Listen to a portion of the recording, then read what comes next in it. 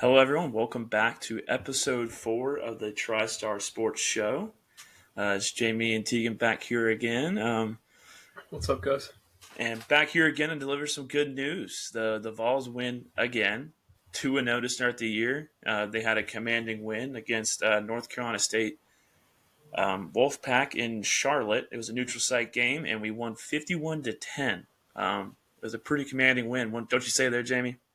Oh yeah, well, I mean, we had a great win. I know we talked about it being the kind of the first test of the season. Either North Carolina State was not as good as people thought they were, or we're a lot better than people thought we were. I think time will tell on that. But I mean, as of now, it's a great win in my opinion. Ranked win. Don't know how much longer they'll stay ranked, but they're ranked when we played them, so I'm taking that as a ranked win. Yeah, I mean, I think it's fair to say it's probably a little bit of both, to be honest. I think it's fair to say that we are probably, well, I mean, we expected us to be this good, but as far as the non-Tennessee fans, they saw the defense step up, make some plays. They saw the offense do their thing, and it ended up being a 41-point victory against a Power 4 team. I mean, you'll take that no matter how it comes. Yeah, I was definitely expecting a little bit more of a dogfight. Maybe not a dogfight, but I was expecting a little bit more of a game. We made Grayson McCall and just their offense in general had no answers for our defense. Uh, I mean, we still haven't given up an offensive touchdown. That's I know that maybe the competition that we've played hasn't been the greatest, but no offensive touchdowns through 2 weeks is a victory in anybody's eyes. Yeah, and there's a good chance, which we'll highlight later in this episode, that there's a good chance that they could do it again this week, and I hope they do. But I think we kind of have to give ourselves a little pat on the back. I mean, we said earlier before the season started that, I mean, the defense travels. That's a known thing, and we showed it. I mean, I think this was an eye opener for like the national media as it goes for our defense. But I mean, it all started with the Will Brooks 85-yard pick six. Yeah, It seemed like the game was kind of still feeling each other out going into halftime, and then there was about 3 minutes to go, and he took that back, and it seemed like we just never turned back. yeah. Big shout out to the walk on with the huge play. Probably, I mean, some would say play of the game, and I probably wouldn't argue with him about that. Um, I really think if our defense keeps this up, there's no reason that we shouldn't go really far. Because, like you said, defense travels, especially a good defensive line, which our defensive line looked dominant. Yeah, I mean, we continue to see guys like Tyree West and Joshua Josephs. There was a little bit bigger of a presence from Amari Thomas this game. There was a lot of batted bound balls. There, I mean, and then I think the most impressive thing was outside of the front seven is the DBs. There really was nothing you could really complain about from the defensive backfield. Um, Really, the only time they started to move the ball was seems like the first drive of the game. We kind of were playing a little bit behind the sticks as far as coverage, and they kind of dinked and dunked, and then all of a sudden we kind of came out of a timeout, I think is what it was, and I don't think they really did anything else the rest of the game. I Yeah, saw a stat that they had 3 first down conversions that drive, and then they either had one or none for the rest of the game. So yeah. whatever we I did, mean, we adjusted and we locked down. you love to see the adjustments. Definitely was a question in the past over kind of the Tim Banks defense of go into a game plan or go into a game with a game plan. If that game plan doesn't work out, how do you respond to it? And I know that I've had my questions about how he would respond to it in the past. At times, it seemed like he may have just stuck to the same game plan throughout the whole game, whether or not it was working. But like you were saying, we saw come out of the timeout, and I mean, it looked like we completely changed and locked down for the rest of the game. Yeah, I mean, Tim Banks' masterclass to say the least. I think this really shows what happens as far as his coaching philosophy once we had actual talent for it to be able to succeed. In Right. the past, it felt like we didn't have the all 11 guys be at the necessarily who we wanted to be able to pull Mm-hmm. off the type of defensive scheme that he has. But now it feels like the first time it really like all came together. Another freshman, Boo Carter, had another good game, making some good tackles. We saw that big hit by Keenan Peely, I think, early in the first quarter or second quarter. Yeah. Um, I mean, overall, I think we only gave up or less than 150 yards is what it was, which is the Hmm. lowest out of any game in the Hypo era. So that's a huge plus to be hitting a mark like that against a Power Four school. So it's Right. it's not like we're sitting here talking here after the first game of the season or something like that in a cupcake game. But I mean, I don't know. I am very very impressed. I mean, if your defense plays like that, it definitely is going to take the pressure off the shoulders of Nico and the rest of the offense. Exactly. I mean, getting into the offense, Samson, once again, we've been talking about it every week. He looks like one of the most dominant running backs in the country. He might not be the most dominant running back in the country, and we'll touch on that a little bit later. Uh, but he's definitely up there, and I mean, I don't know why anyone would argue that at this point. Surprised before the game that Seldon was inactive, um, but I thought Bishop looked great as a running back too. He really runs hard, and if you're gonna give all these compliments to your running backs, I think you have to say something to the offensive line. They definitely deserve their flowers this game. They were, I mean, both sides of the ball, we had the trenches locked down. I mean, yeah, Simpson once again went for over 100 yards. He had 132 on 20 carries for 2 touchdowns. We put up 460 yards of total offense and another 249 on the ground. So we had 300 in week one total rushing, and then 240 or basically 250 in the second game. I mean, people again don't understand how ground and pound heavy this offense really is. We spread you out, and then we run the ball up the middle, and people just don't understand for whatever reason that's our game plan. And until someone stops it, why would you not keep running the ball? I mean, Right. you're getting 5 to 10 yards a carry, it feels like, and then you add in the fact that now Nico's shown time and time again his legs are better than probably any quarterback we've had under the hypo era. And I mean, Hendon had great legs, but I mean, I think it's safe to say that it's a little bit smoother running than with Nico. The design Absolutely. QB runs are starting to integrate. He had that 30-yard touchdown run up the middle untouched, which was awesome to see. Mm-hmm. He finished with 3 total touchdowns, but I mean, not his perfect game as we talked about. Right. But I think that's part of freshman growing pains. Yeah, for sure. I mean, like you said, his legs really do bring a whole other dimension to the hypo offense that we had with Hendon. Hendon was a great athlete. We would have liked to seen a little bit more from Joe, just with his athletic stature. Um, but yeah, I mean, Nico looks smooth out there when he runs the ball. If I had to nitpick just a little bit, I think he may have ran a little too much at times. And but I mean, we got it done. My only con for this game, or my only not so good thing that I had to say about this game, was that in the future we may need to see a little bit more from Nico as a passer, but time will tell. And until, like you said, until they stop the run, why change? And I'm not sure if they're going to be able to stop the run unless they bring a couple more people into the box. And whenever we do that, or whenever they do that, then that's whenever we're going to throw it over your head.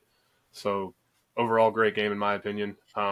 Couple things you need to work on, couple things you need to clean up. Obviously, I mean, 2 interceptions is never something you want to see. One of them was kind of in the garbage time, so it doesn't really matter. But I mean, that's being very nitpicky, to say the I mean, least. yeah, that pick six was the first touchdown anyone scored on us in pretty much a total of 3 games. So, I mean, if that play doesn't happen, we once again no touchdowns in that game. I mean, it happens. I mean, I didn't really get to see an alternate angle of who he was trying to throw it to, but I mean, it just seemed like there was some pressure coming in on the right side, and someone just hit his elbow, and the ball didn't go where he wanted.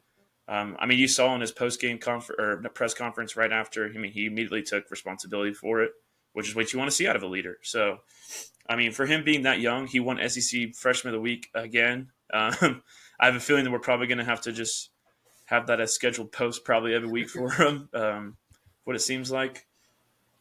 But I mean, overall, I mean, he didn't hurt. He didn't. I mean, you look at the box score and you see 2 turnovers. You think that's not probably the best game, but he really did not hurt this team whatsoever as far as the game plan. Anytime he made a mistake, we came back and scored right after, which shows maturity at a young age. And hopefully, as the season goes on, he continues to develop and doesn't make more errors. But you can't just throw in the towel. I guess when you see like a pick happen, I mean it's going to happen. Right.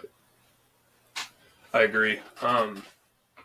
I don't have anything else to say about the NC State game besides, I mean, really great game overall. A couple things to clean up before we get to some, I guess, tougher opponents. But I'm good to get into Kent State week 3 if you're good. Yeah, I mean the only thing I'd go back on is we got to see KC Concepcion, the guy we highlighted from them before the game, and he had. I'm looking at the stats. 5 catches, 53 yards. And if I'm not mistaken, 3 or 4 to maybe all of those catches came on it felt like the first drive. They were just giving him often. He was definitely the game plan to start off the game. And going back to our discussion about kind of adjusting, I think that was a big adjustment. Make sure the ball does not get in his hands, because you could tell pretty quickly that he was dangerous in space. He's a playmaker. And then another thing to highlight is time of possession. We actually had more time of possession than NC State, which is not a normal statistic in the Hypo era. As far as penalties, there were some moments that I'm sure we'd like to take back. As far as penalties go, we had 7 for 70 yards. I know it was like on one of the opening drives, we saw our right tackle and right guard push a defensive lineman all the way out of bounds and literally all the way to the opposing bench, to the point where they had to throw a personal foul on that. But I think that's one of those statement penalties where I guess you're kind of showing your physicality. So you can't get too mad on that. It honestly reminded me a lot of like the clip in The Blind Side where he was like, "Where are you taking him? I'm taking him to the bus, coach." So time for him to go home. Time for him to go home. And that's what we did. We sent them packing all the way back to Raleigh and probably roughed up their season a little bit. Yeah, for sure. But we'll go into the Kent State game here, which honestly, not a whole lot to talk about. It's kind of similar to our season opener with UTC. Your 3 goals are win, don't get hurt, and have your starters probably only play a half. So, right. Yeah, I had what I had written down for this game is don't look ahead. I would like to see no turnovers, or at least no turnovers from the starters while they're playing. I think that would be a good milestone, especially coming off a game with a couple of them. And then I haven't heard anything about Selden, whether or not he's playing this game, but if he is, I would like to see a lot of Selden and Bishop I would like to kind of see which one of them can emerge as the true RB2. If we have 3 running backs that can handle the ball, not the worst thing in the world by any means, but I would like to see one of them step up. Yeah, I mean, that was a bit of surprise, like we mentioned, that Selden wasn't playing. If he's not 100%, I honestly don't want to see him in this game. I think we'd rather have him for the rest of the season than the Kent State game. I mean, Bishop showed he's very, very capable of running the ball. He had 42 yards. Yeah, 42 yards on 10 carries is on by himself. So averaging 4 yards a pop for your backup running back is not a bad place to be in. Not at all. And then on the Golden Eagles side of things, they're coming off of, 2 losses. They're 0-2. They lost to Pitt, and then who was the team you were saying they lost to last week? It was like something Pennsylvania. They lost to St. Francis, Pennsylvania, 23-17. Yeah. They were at home, so I can't imagine that was a good time. Yeah, their quarterback has been averaging roughly around 180 yards a game passing. Their rushing attack does not look great. They do have a receiver that's put up a little bit of yards here and there. I saw that they've given up 6 sacks through 2 games. So I think it's safe to say that our defensive line is probably looking at that and getting excited. They can probably pad the stats a little bit this week. Might see a very limited James Pierce again, like we saw in week 1. But I think even without him, the other guys have shown they can get back there. I mean, yeah, we saw him a lot more in the NC State game definitely Oh than yeah, week one. I mean, he didn't necessarily make a ton of plays as far as in the box score, but you can just tell he's freeing up the rest of our guys by taking double team after double team or having a running back help and chip on him as well. But I mean, that's why we keep seeing time and time again guys like Tyree West, Amari Thomas, Josephs all step up and make plays. And oh yeah, even I mean, we're even seeing the guys out of our star position kind of come down and or even from our safety position and get a sack here or there. yeah. Boo. I don't know if he did this week, but I know he did he got a sack against UTC for sure. I mean, you love seeing people besides defensive linemen come in there and get hits on quarterbacks, and like you were saying, just the attention that people have to pay to James Pierce when he's on the field is very noticeable. Might not be something that you see if you're just looking at the stats, but on the tape it shows. And I think he might be a guy just with his draft stock and his pedigree that we probably won't see a lot in these smaller games, but then unleash him and let him go in these bigger games, and that's when we'll need him most. So it's fine by me. Yeah, and as far as the Kent State game goes again, we opened as 47.5 point favorites, and it's currently moved to 49. Normally, that big of a spread you don't necessarily want to bet on. However, the way we've been putting points up on offense and defense and not allowing any points, it's probably a pretty smart decision to bet on a Tennessee to cover again. I mean, we've covered with flying colors in the first two games, so hopefully we can go 3-0 in that situation. The over-under is set at 62.5, and I think it's probably safe to say they're assuming Tennessee scores probably most, if not all, of that 62.5. For sure. It may not be as much of a lock as -6.5 was versus NC State, but I mean, I still don't think it's a bad bet at all. You're looking Not at, at all. what did you say, 49.5 currently? Would be NC 49 State even. by 40. So. Yeah. Yeah. So are I they mean, do 9 that. points worse?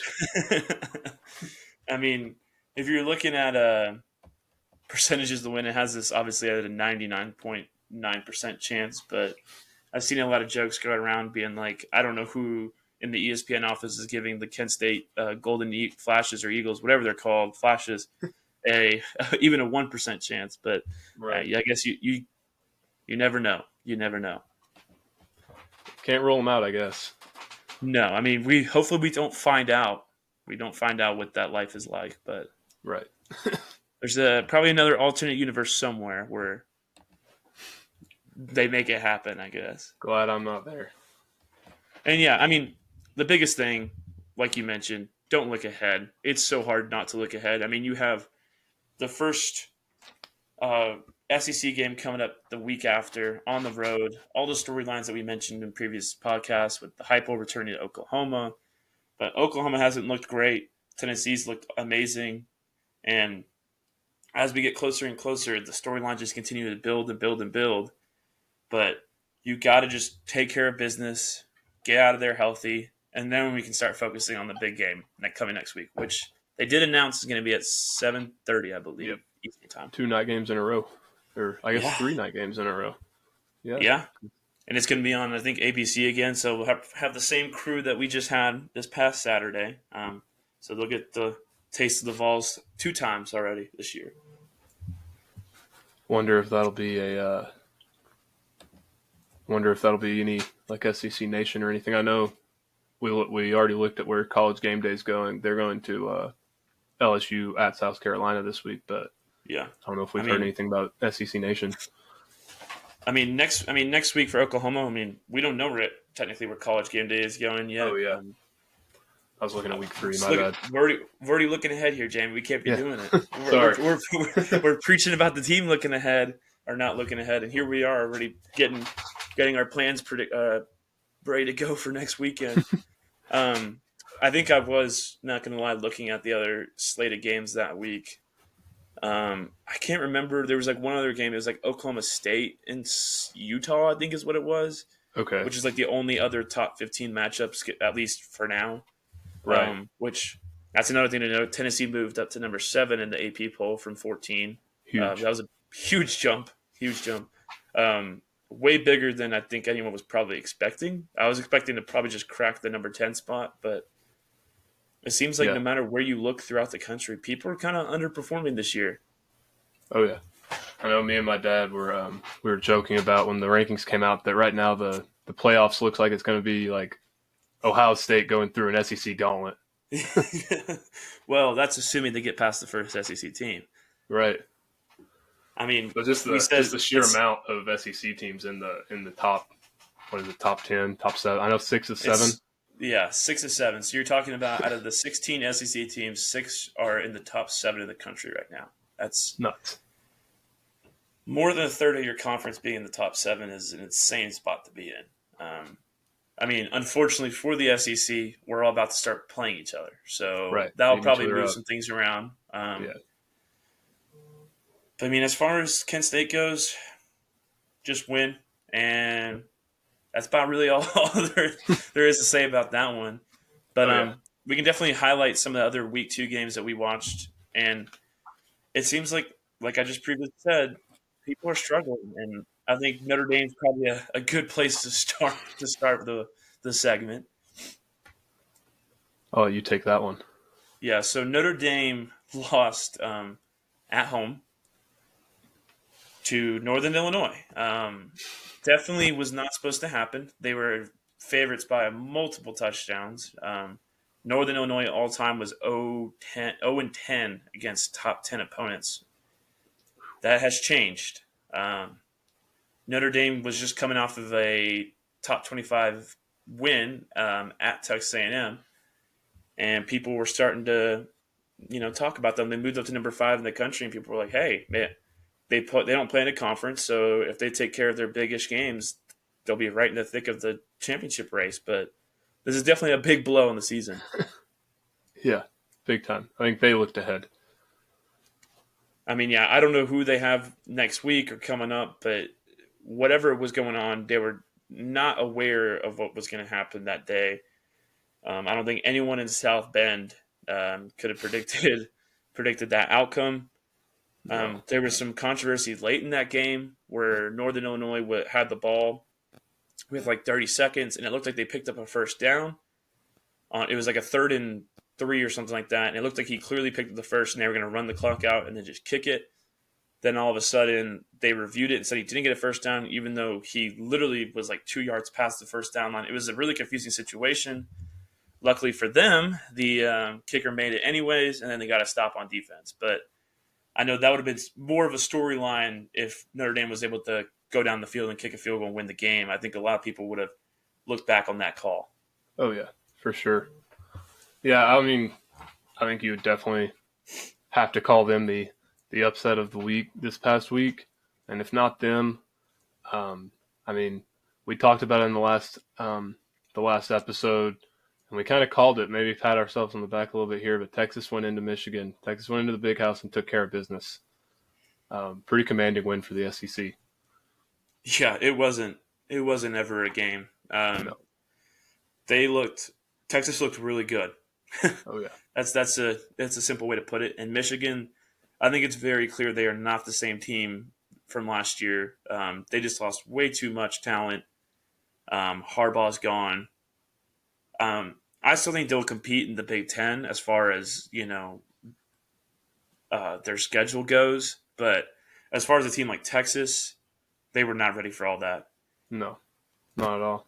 You got to remember though, in the Big Ten, there's no more divisions. So at the end of That's the year, true. the Big Ten is just the top 2 teams, and with all the Oregons and everybody else right now, I think it'll be tougher definitely than what it has been in the past. But yeah, I mean, like you said, Texas went in there. I mean, that was a beating.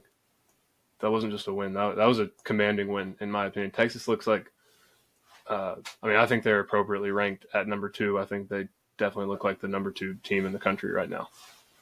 Yeah, I mean, especially for how many players they had coming back from their Right. their playoff run last year. I mean, they should have. They really should have won that game, and they did, and they won convincingly. And I think it was a statement game. So Texas is officially, I guess, welcome to the SEC moment, was beating a Big Ten team at their house. So kudos to them. But unfortunately now, as SEC play is approaching, no more rooting for Texas. So, Right. Yeah. um, but yeah, Michigan, we'll see, I guess, how they respond going forward. I mean, obviously they have their Ohio State game at the end of the year, which is always the biggest game. But yeah, good for Texas. Right. Getting into some other games from last week, Arkansas. I mean, they definitely gave Oklahoma State a run for their money. They thought they were going to pull it off for a little while. It looks like Arkansas might be better than some people thought they were going to be. It seems like they have the talent and just haven't put it together. Um, Oklahoma State is supposed to be a pretty darn good team with Gordon at running back and just everything else they have around him. And Arkansas, I mean, they were right there, man, right there. Yeah, as a Tennessee fan, it's kind of, interesting. That's was not expecting a performance like that out of Arkansas. I knew that they could run the ball well, but they ran the ball really well against Oklahoma State. So in a couple weeks when we get to see them, that'll be something to keep an eye on. It might not be as easy as a win, especially being at Arkansas. But I mean, yeah, they had Sam Pittman has been searching and searching and searching for a big win as the Arkansas head coach, and that was his chance. He had it right there in his hands, Mm-hmm. and they just couldn't finish the job. It took 2 overtimes, but they just still couldn't do it. It was rough. I guess getting into another game that looked like, I think, might not have been as close. Definitely wasn't a 2 overtime or anything like that. But I thought Tulane really gave Kansas State a run for their money. Obviously not SEC or anything, but Tulane is in the Big 12 this year. So that was a Big 12 game. And for a while I thought Tulane was gonna pull it off, but Kansas State pulled away at the end. I mean, yeah, Tulane is one of those teams that everyone's looking at probably being the non-Power 4 conference championship. Oh, sorry. But best way to put that is one of the group of 4 or 5 teams to make the playoffs. That's a better way to they're put in. that. Oh, my gosh. What am I They're thinking? a Big 12. Yeah. I keep forgetting that. I mean, you That really was a just said conference that. game. Yeah. That is a conference game. That is weird to think. Right. That didn't even cross my mind. So I guess, yeah, I mean, they're competing for that Big 12 now. And, I don't think they probably will win it, but No. just because I think there's probably too much talent. It was fun to Because you see. saw – do what? It was fun to see. It was fun to Yeah. see an almost upset. I mean, time and time again, it seems like they keep producing some NFL athletes. Yeah. So, I mean, we know Tulane's talented. That New Orleans area has a lot of good recruiting. Mm-hmm. They have a big game coming up this week, I think is what we were kind of talking about before this one, which we'll get into here in a minute. Yeah, which Oklahoma did not look good this past week. They were playing Houston. It was a very low-scoring game. I don't remember the final. I know it was 16-14 for the longest time. I don't know if that ended up being the final score. But yeah, not a good look for the Sooners. Yeah, not at all. Which I don't want to say I'm rooting for Oklahoma right now, but I would like to see them. I mean, I guess decently highly ranked when we play them because I'd like to go in there. I mean, just to add another one to our resume. So I don't want the wheels to fall off for them just yet. I want to wait till we play them for the wheels to completely fall off. We want to be the ones to slash the tires. I think is the best, Yeah. But just want to pat ourselves on the back again. South Florida, I mean, might not have looked super pretty in the end, but they did cover against Bama, and there for a while they were definitely scaring some people in Tuscaloosa. Yeah, for the college football fans, the casual fans who just check box scores, you have no idea how close and wild that game actually was. I mean, we're talking less than a touchdown game in the fourth quarter with like 5 minutes to go. And while it's in Tuscaloosa, that's 2 years in a row that South Florida has given Bama everything they had. Yeah, and there were some actually questionable moments by South Florida where people thought they were playing a little too conservatively. They were down. What was it? I think they were down like 4 points or something like that late in the game. They had the ball like in the red zone, and they opted to kick the field goal to go down 1 instead of going for it. I think a lot of people would probably just agree when you're the lesser team in that situation, you just got to play Right. aggressive, go for the win. You're not expected to win, so you have nothing to lose. Exactly. um, but they opted to play the conservative route, and ultimately, Bama scored, I think, 3 touchdowns in the final 5 minutes of the game. Try to make it look like they didn't play a close one with USF, but they did. They really they Mhm. did. If I'm Bama or a Bama fan, I'm not feeling good about the game against Georgia in a couple weeks here, No. especially how I've started the season. Getting into some other games, I'll let you kick off the. 'Cause I'm sure you're itching to talk about this one. The Colorado, I guess, implosion is the best way to put it. I'll say it once, I'll say it again. Colorado football is not good. That might get some flack from somebody in the comment section, but they're not good. They have 2 really good football players on their team. Unfortunately for Colorado, there's 11 people on the field at one time on both sides of the ball. 2 people cannot win you a football game I agree. unless God and Jesus Himself are on the field. It's not going to happen. I Travis looked great. Shador didn't even look good. He didn't look good. He has no help. He has zero help around No, him.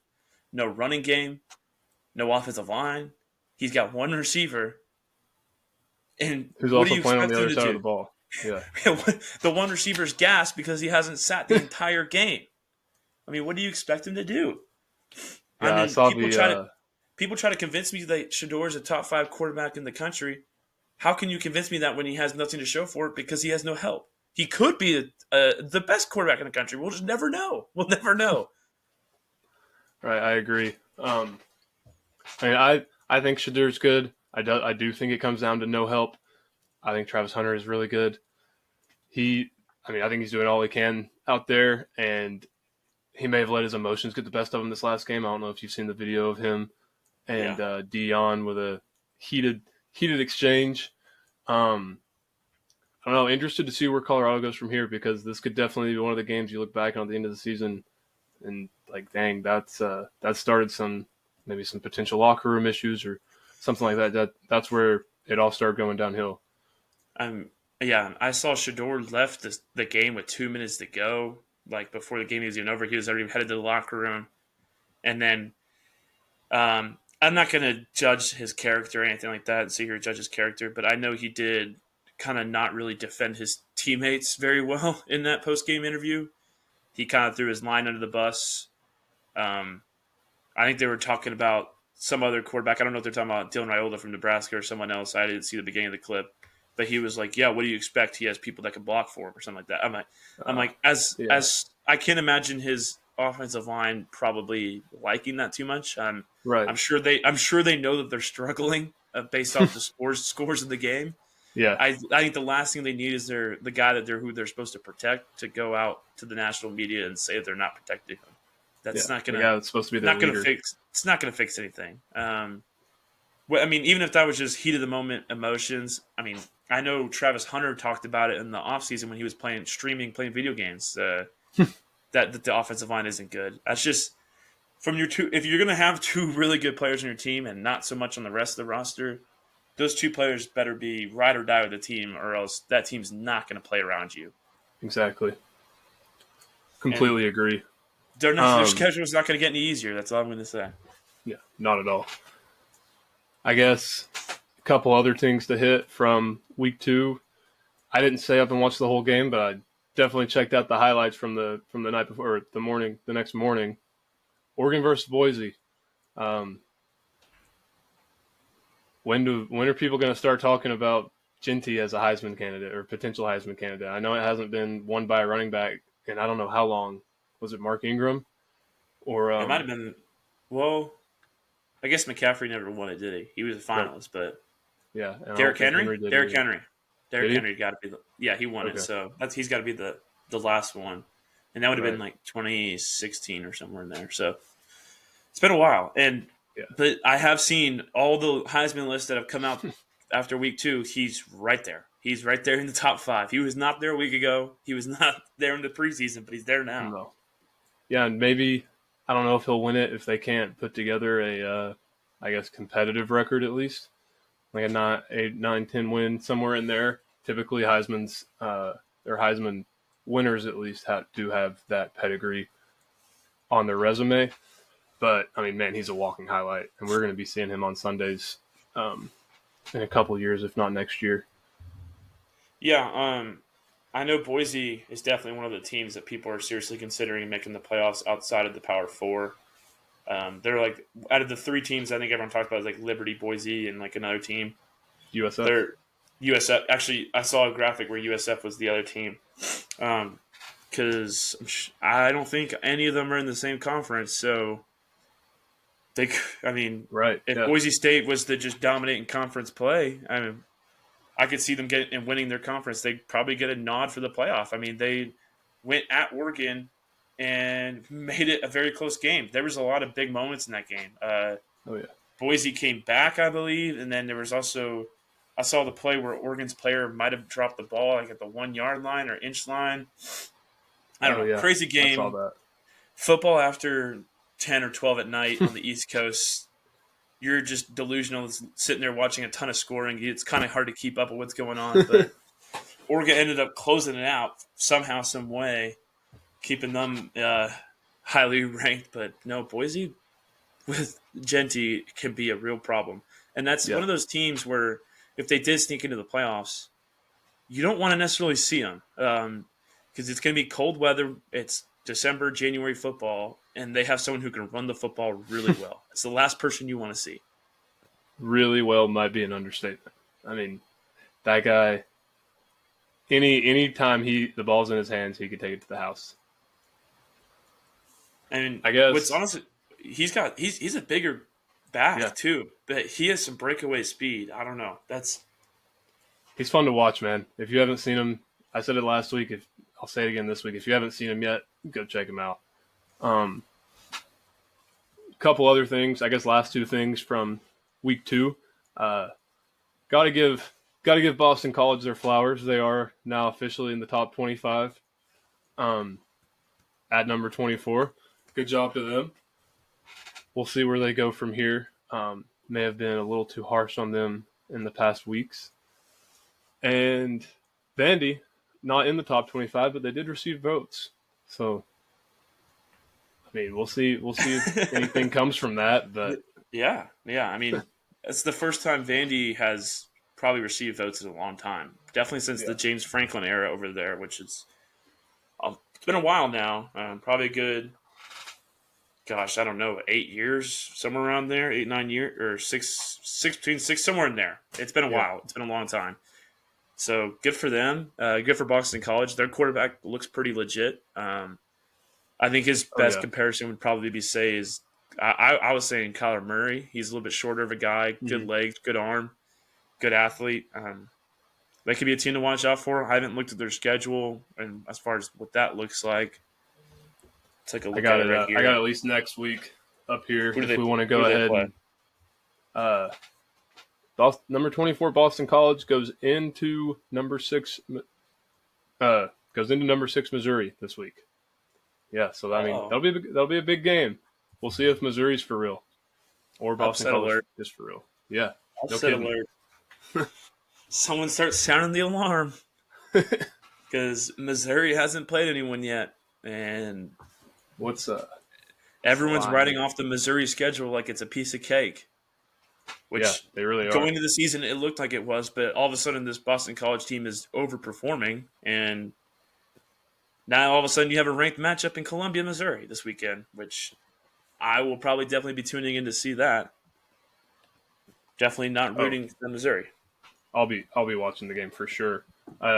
Just real quick, for anyone wondering out there, Missouri is favored by 17 right now.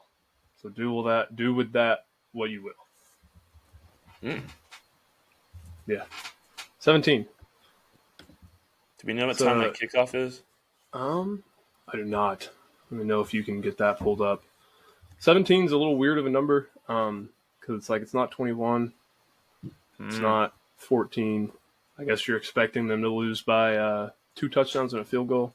So who knows? Could Yeah, so happen. I the could see line, it happening. I could see it not happening. the spread is at 17. The over under is at 53.5.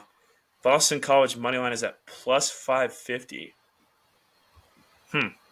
Flyer. Not the worst Um, flyer in the world.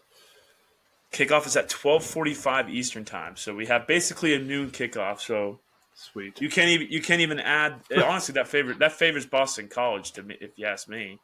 Absolutely. Uh, the lights won't be as bright. I mean, that's a Right. huge opportunity for Boston College to go in there. Well, pretty much no one's probably paying attention to it because it's a noon kickoff. No one watches noon kickoffs the same way they do. They watch night games and go in there and just make it a game. See what happens. Yeah.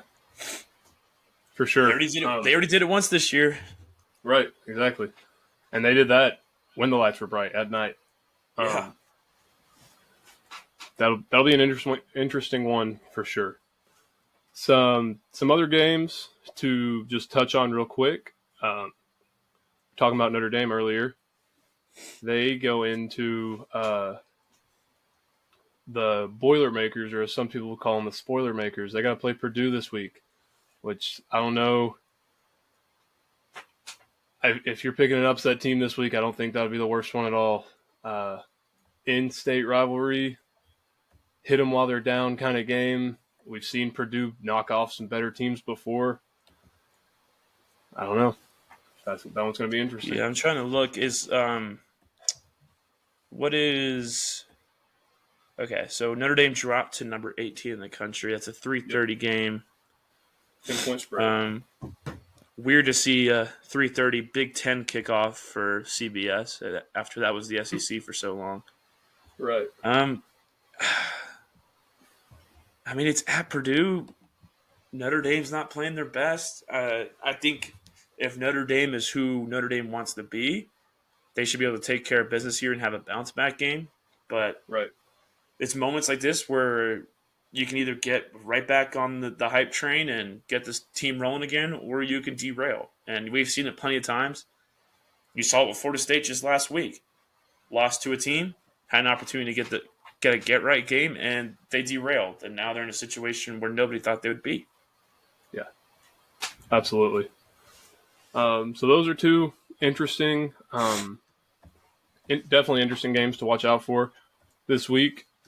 Some other big games of note. You got number 20 Arizona at number 14 Kansas State. Arizona, that'll be another Big 12 matchup, right? Yeah.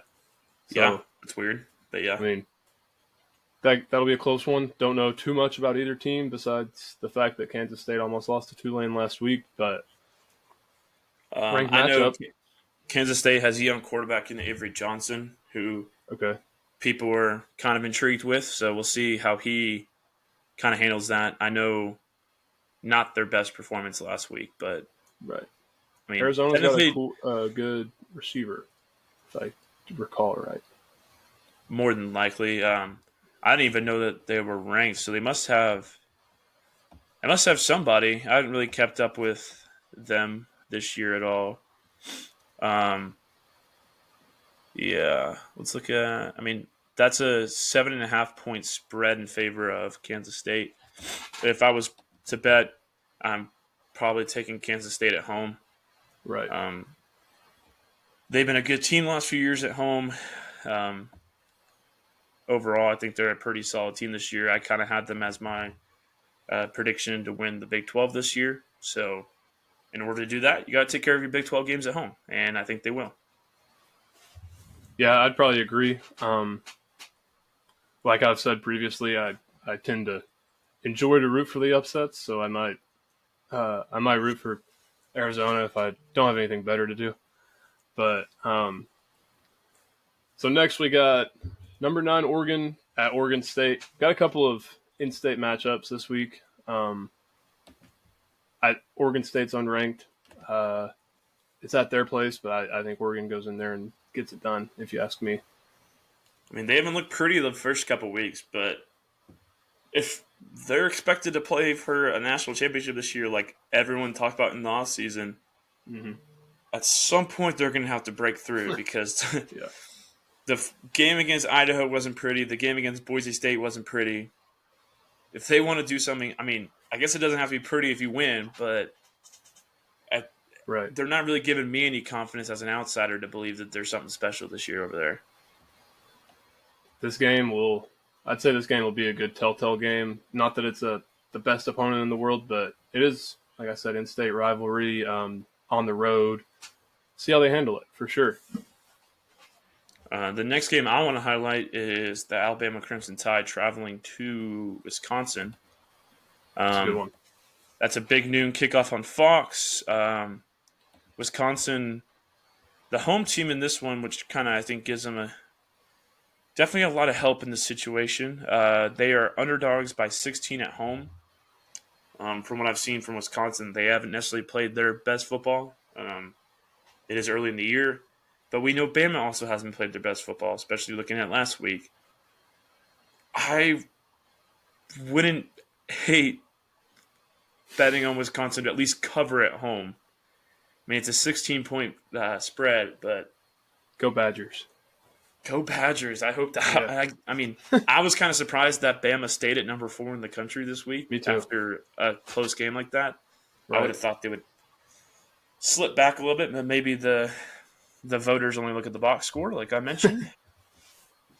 But and then I know College Game Day, kind of wrap up the games this week, is at Columbia, South Carolina, for South Carolina versus LSU. Is that correct? So LSU at South Carolina. Yes. So that'll be another interesting one. I think it was honestly kind of a slow game for as far as College Game Day goes. I don't think they really had a better option. I mean, you could say Bama at Wisconsin, but Wisconsin's not ranked. So that's definitely why they got the nod. I mean, there were some reports going around that Kentucky was potentially going to host College Game Day this week if they were to beat South Carolina because they're hosting Georgia this week.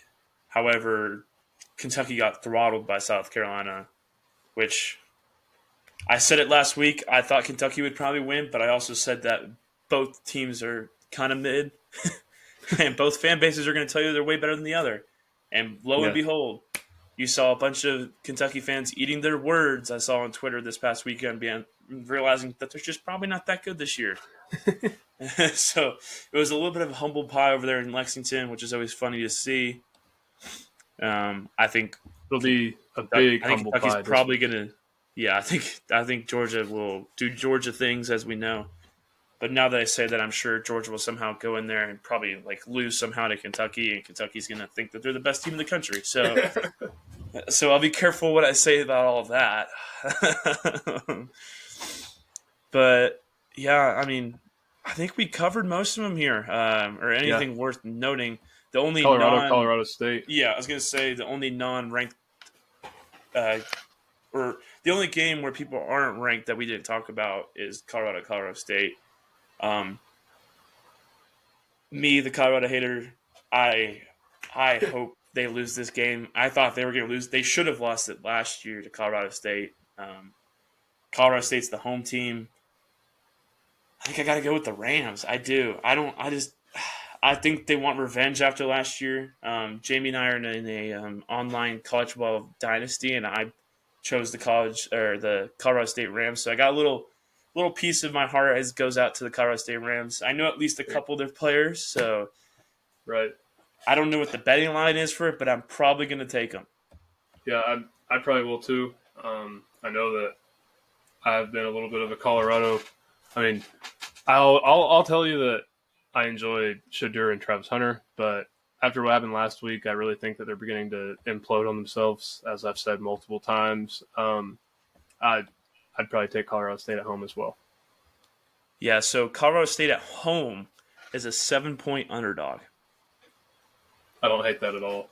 At Moneyline, they're plus 230. So if you're a betting man out there, which we do not, we're not giving you any financial advice here. However, if you're doing your own research and analytics would say to probably take Colorado State at home versus their rival Colorado. And I'll leave it at that. Yep. But yeah, I think that's a good week 2 wrap up and a look to week 3.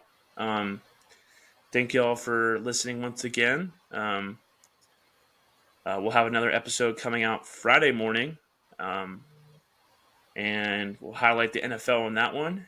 But overall, interesting week of football. We got another week to look forward to.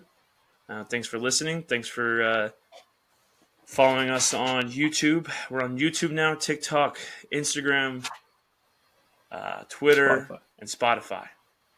Yep. So no matter how hard you want to try to find us or not find us, you're going to see us, hopefully. You just look up TriStar Sports on pretty much any platform. Our little logo will pop up. So Yep. Thanks again. And as far as that goes, we will see you all on Friday. Thank y'all. Take it easy.